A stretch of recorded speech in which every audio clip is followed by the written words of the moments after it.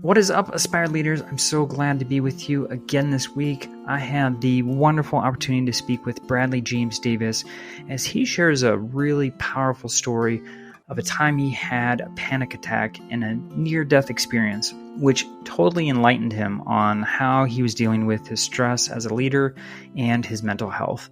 Before we begin that conversation, though, I just want to let you know that I will have the awesome opportunity to be with Jeff Gargas, Chad Ostrowski, over at the Summit Leadership Symposium in Ohio. Each one of us is going to have an opportunity to present there, and I'm going to be presenting on aspiring to lead for beginning administrators. So I'm super excited about that presentation. I hope you have a chance to join us there in Ohio, August 2nd and 3rd. Now let's get to our wonderful guest, Bradley James Davies, who has been a school principal, superintendent, and is the author of a wonderful book, School Leadership from A to Z. Welcome back, everyone, to Aspire to Lead, where we will be discussing the visions, inspirations, and experiences from top educational leaders. My name is Joshua Stamper, and you can connect with me on Twitter or on Instagram at Joshua_Stamper.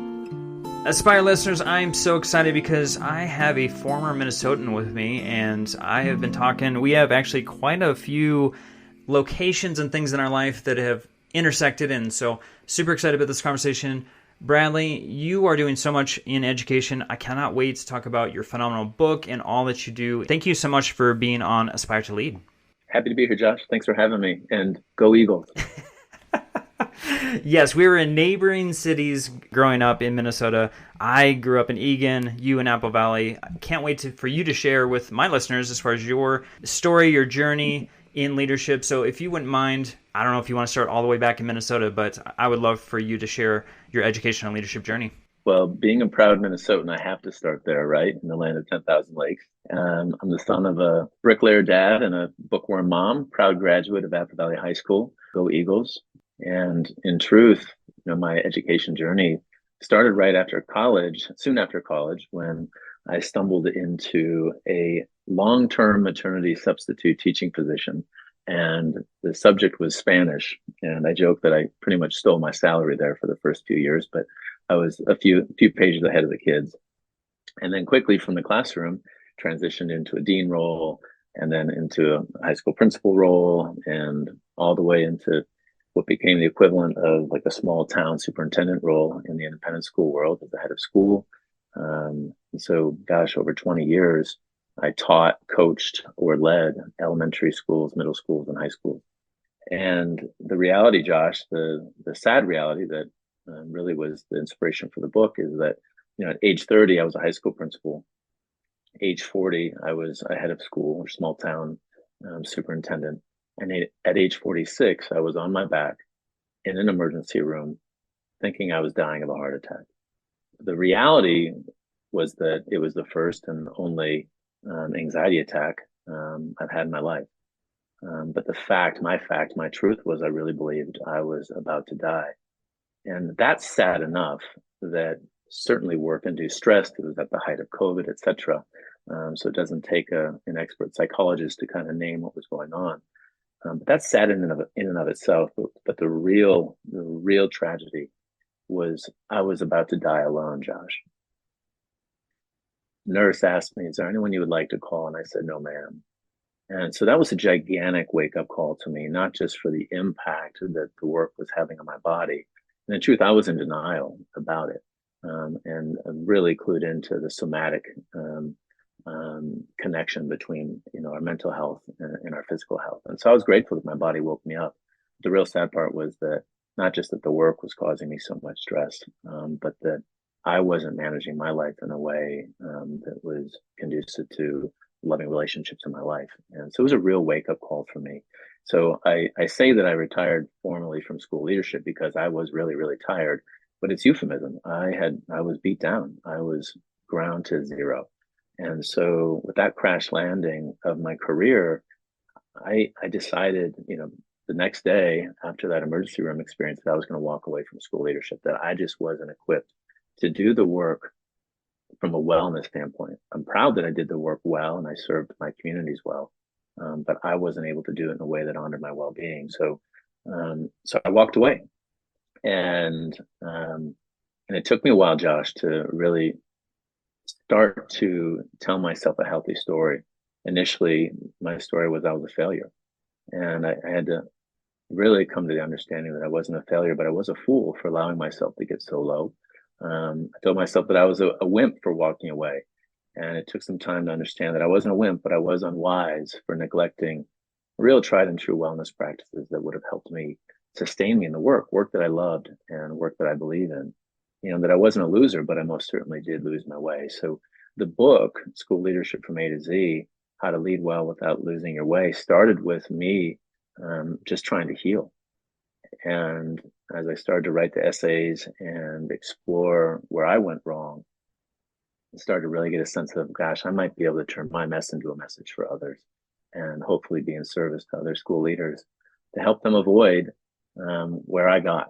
So the book ends up being a how-to. There are a lot of successful strategies and hacks and tips and tricks that I think school leaders in any age and stage of their career will value.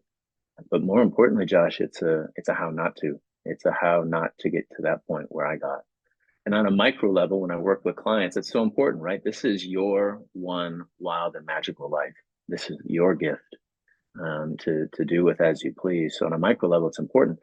And also on a macro level, I believe it's so important that if we have school leaders at best limping into work, or at worst, walking away from the work altogether, if school leaders aren't thriving, there is no way that their teacher teams are thriving. And if their teacher teams are thriving, there is no way that the children are thriving. And so, on a macro level, I just think this message is important, and I'm really honored, frankly, to kind of stand in this space to name for school leaders what they can't always name for themselves. That the work is really, really freaking hard, and and school leaders need help. And I'm hoping my book and my work and others like you doing this great work will help leaders thrive.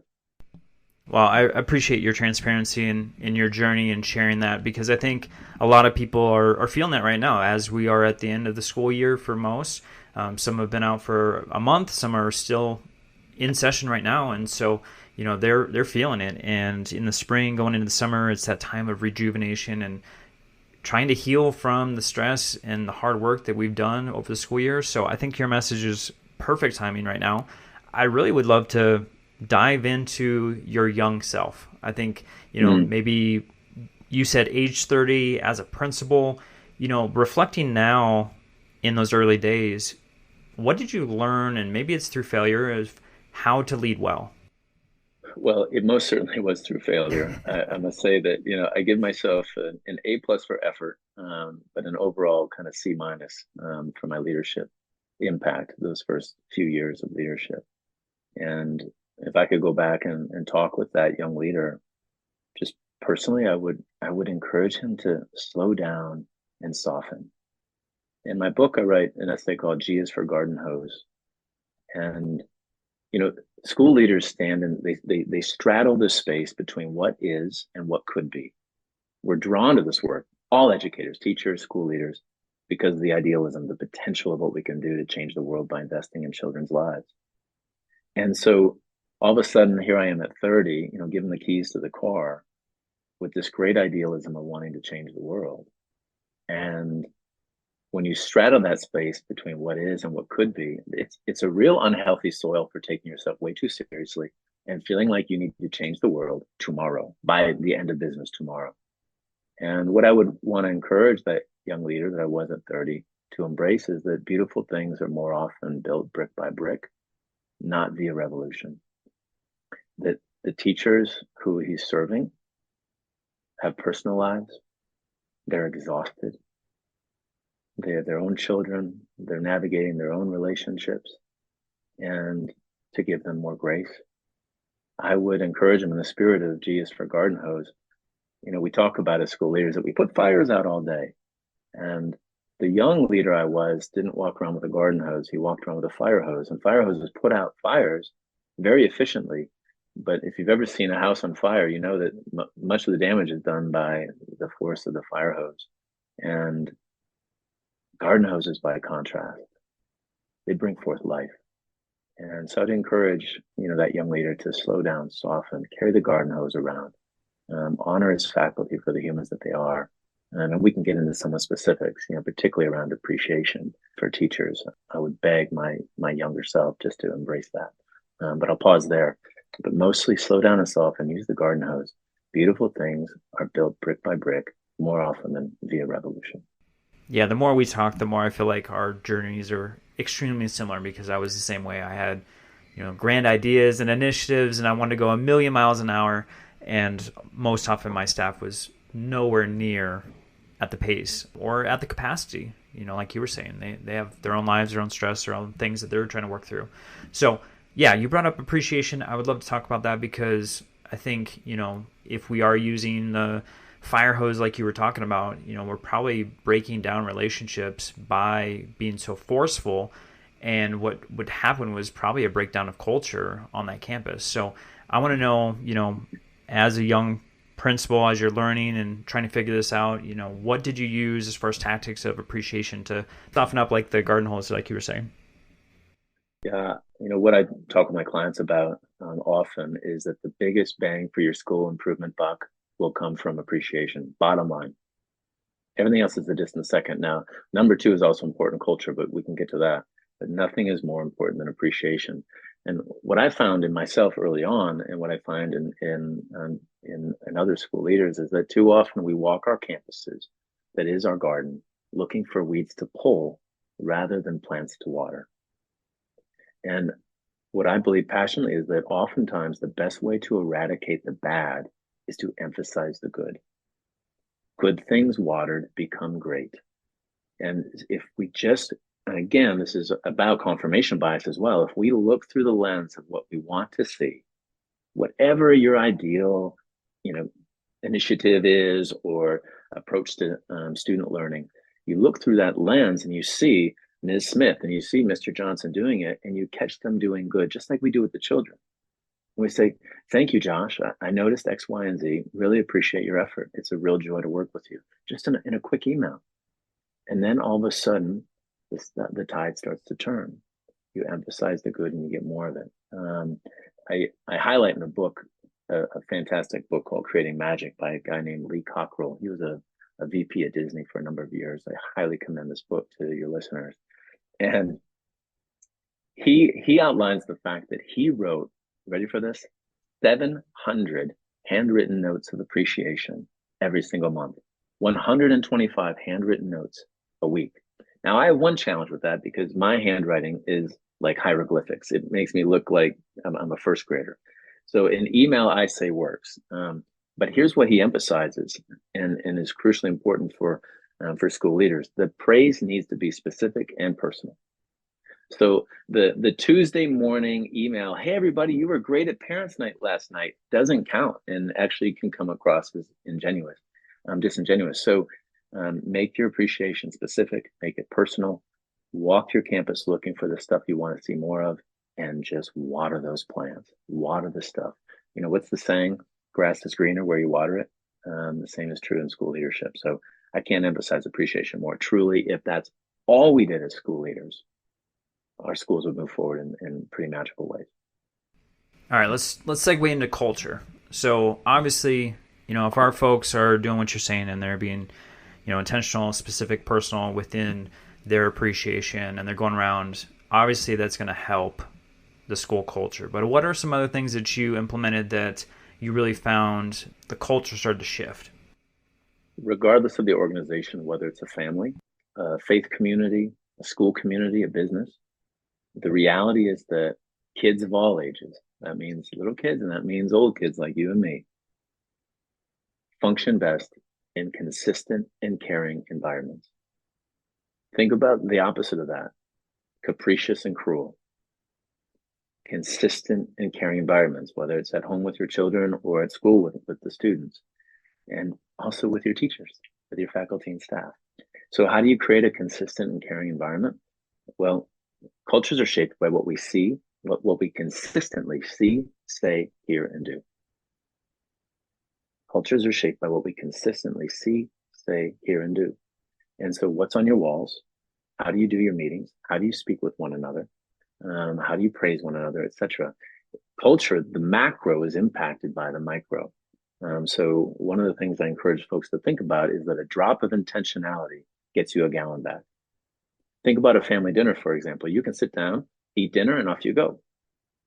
There will be value there because you spent time together.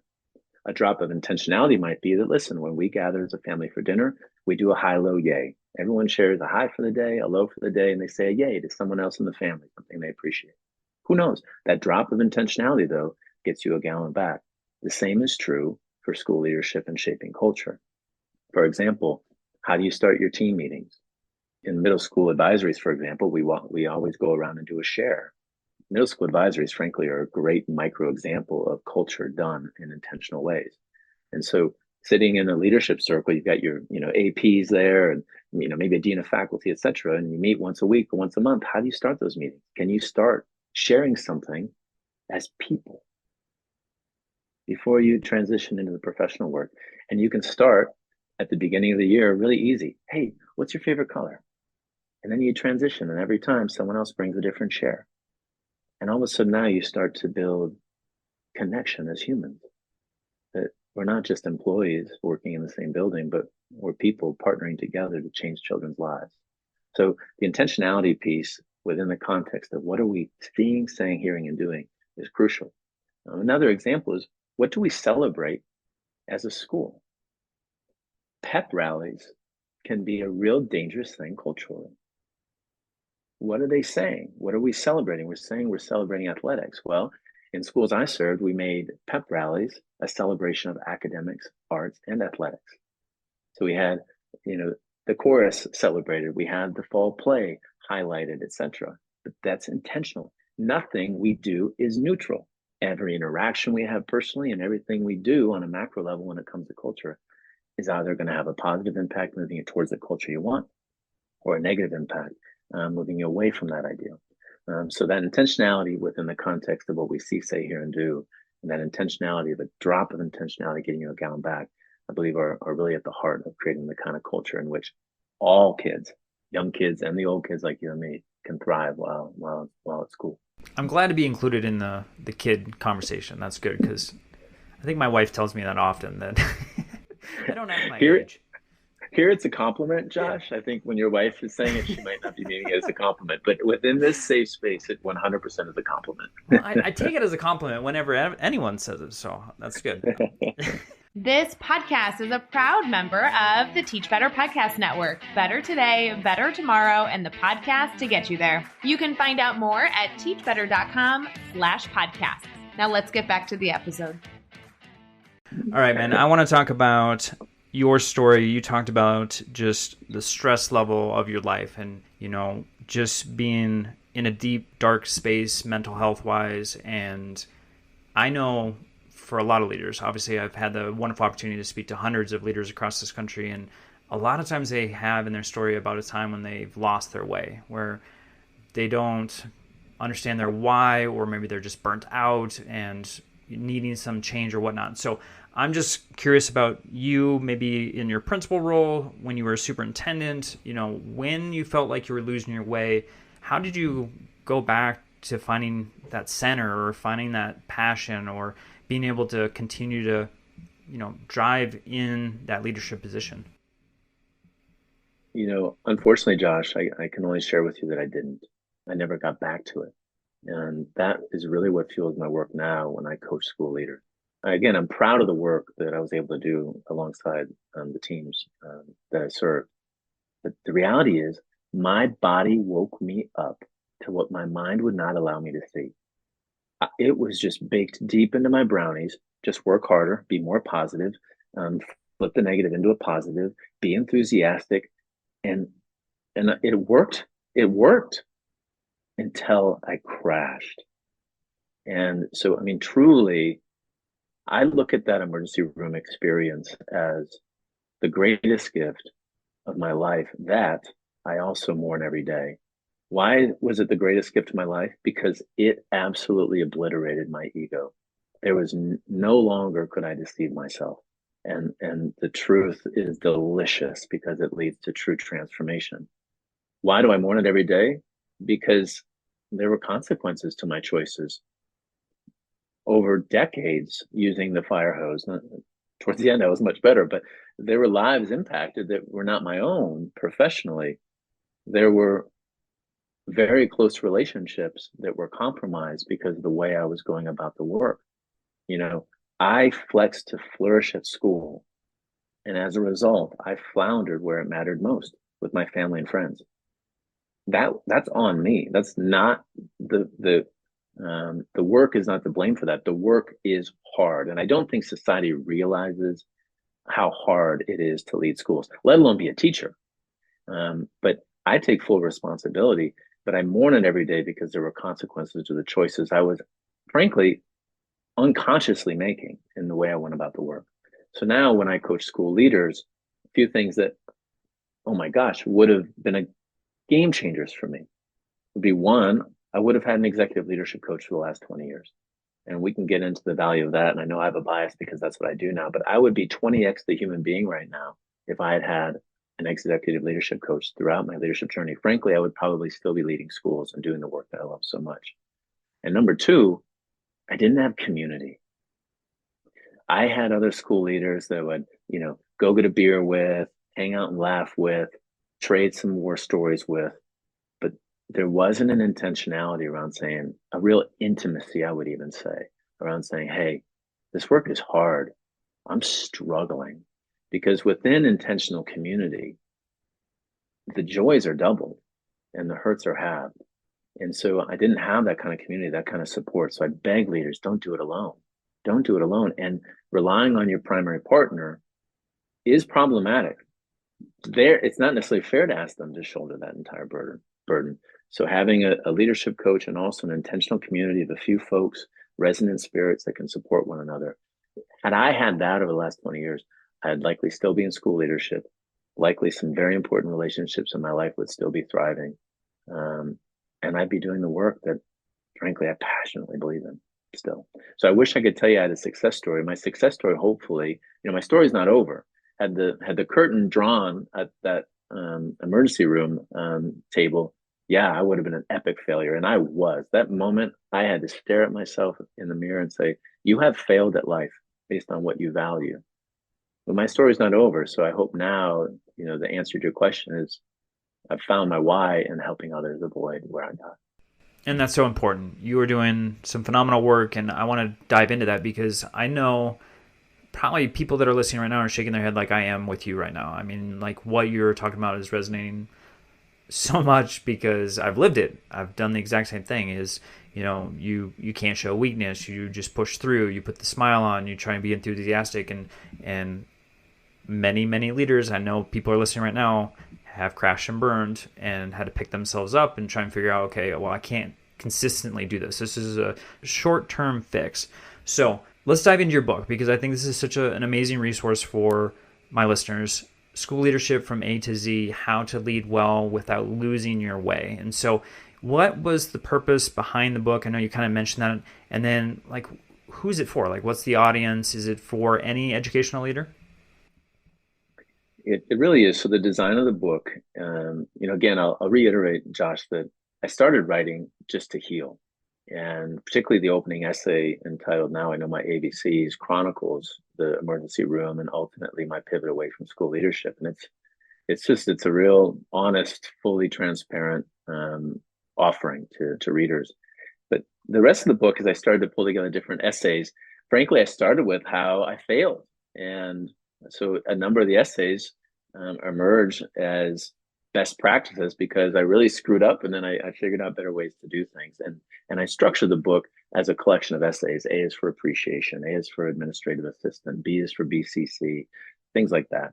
So it's just an easy reference for school leaders, really in any stage, aspiring leaders to have a sense of what awaits them, new leaders so they get, hit the ground running in positive ways.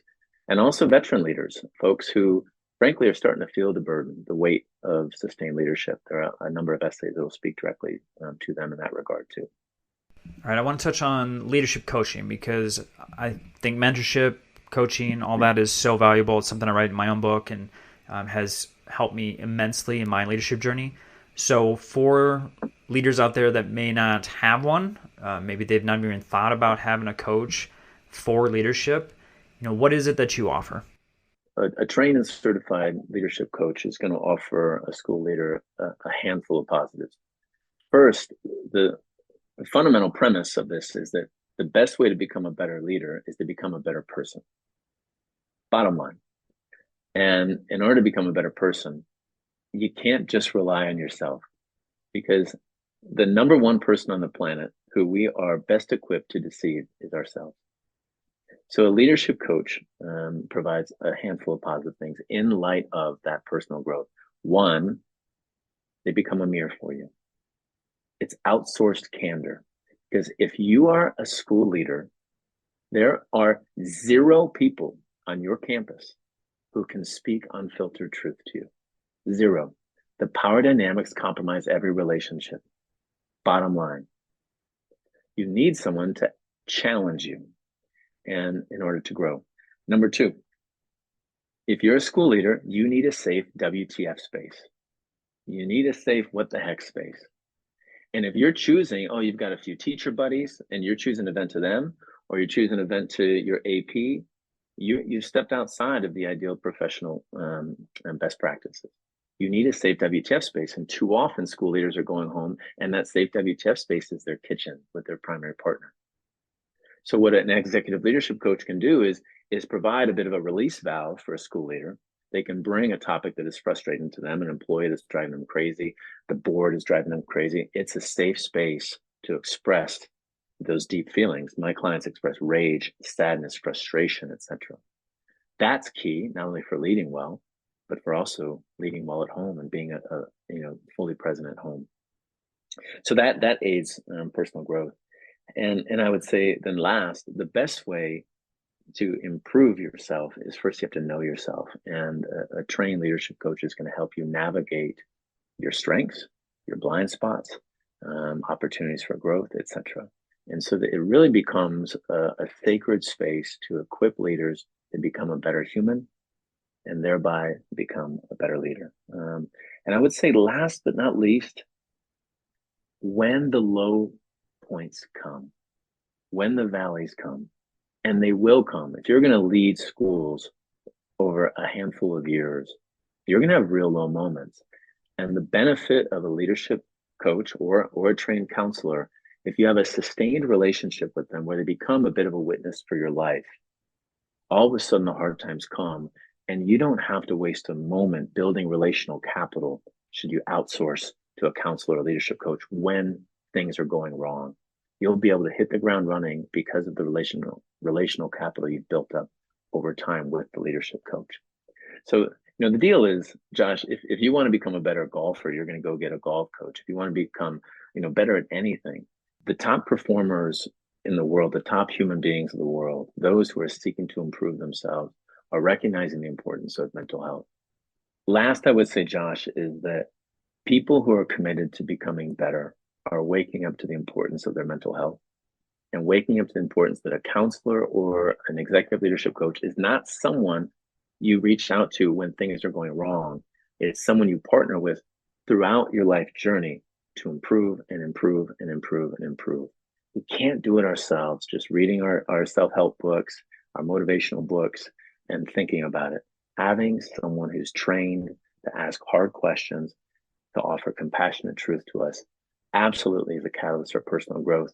Personally, I believe, and I have a coach now and a counselor, but I personally believe had I had an executive leadership coach during my career, I truly would be 10, 20, 100x the human being that I am now. So can't recommend it highly enough. Couldn't agree more, my friend. So you don't stop there, right? You're an author, you're a leadership coach, but I know that you provide so many other different services. You're traveling around this whole country, working with educators and leaders all the time. So what other services do you provide? So I started a leadership and life consultancy called Falcor. Falcor is named after the luck dragon from the Neverending Story. Hopefully some of your listeners, that'll make them smile. So at Falcor, I do a lot of leadership coaching. I work with leadership teams in terms of team dynamics, culture, etc. And one of the things that schools have enjoyed doing is partnering with me for book studies. Since School Leadership from A to Z is this collection of essays, working with a principal or a superintendent And then working with leadership teams has been really productive. For example, I can work with a school superintendent offline. They can choose a handful of essays, and then we do deep dives where the whole leadership team reads some essays, and then I facilitate the deeper learning and discussion. So it ends up being a nice through line professional development opportunity over a school year where I'm meeting regularly with leadership teams. And that's actually been the primary way I'm doing my public speaking is within those smaller groups. And it's just been a ton of fun to see leadership teams come together around different topics that are pertinent to them and their school at that specific time.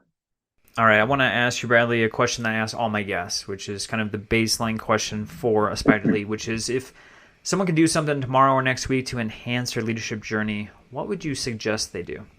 Well, we talked about partnering with a leadership coach, and I would encourage folks to do that.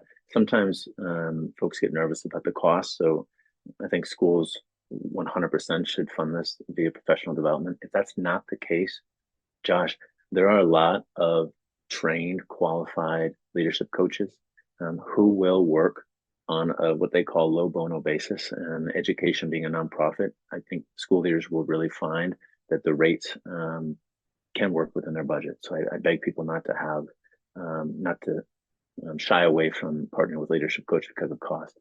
But that said, we've talked about that. If I could say do one thing to aid their leadership journey, I would say Google this YouTube video, Leadership Lessons from Dancing Guy.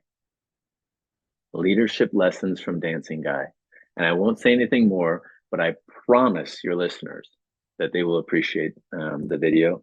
And it basically, the overall lesson is that leadership can be defined by quality followership.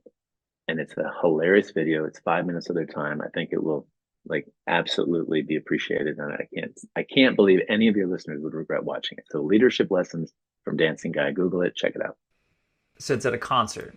It's at a concert. Okay. Yeah. I just want to make sure that I am remembering the video correctly, and it is powerful. You've seen it. I've seen it. It's awesome. And I'll get the link and I'll put it in the show notes for the listeners. Oh, that'd be great. Yeah. That'd be great. Okay. Well, since we're talking about show notes, I definitely want everyone that's listening to connect with you on social media. So how can they get more information about all the wonderful things that you're doing? So One Stop Shop is at my website, bradleyjamesdavies.com. I'm also active on Instagram at bradley.james.davies, and on Facebook, Bradley James Davies, and of course on LinkedIn as well, Bradley James Davies. Bradley, it's been a true joy to speak with you today, and I love all of our intersections throughout life between Minnesota, Florida, Texas, Colorado, all those different things that we've talked about before. I push record. You are doing some really, really powerful things, and I think that starts with just how vulnerable you are with your own experiences. And I just appreciate your honesty today, all of the steps that you've been taking to help leaders across this country, and just being a guest today on Aspire to Lead. It's been a powerful conversation. Well, I've really enjoyed it, Josh. Thanks for having me.